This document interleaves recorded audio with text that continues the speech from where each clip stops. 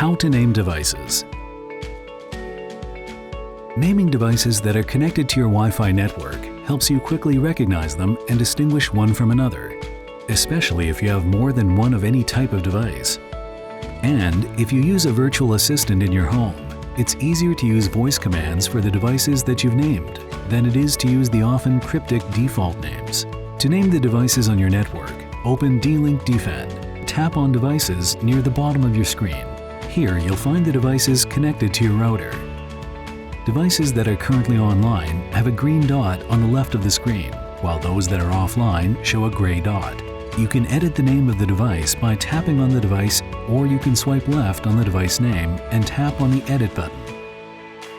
Replace the default device name with something that makes sense to you.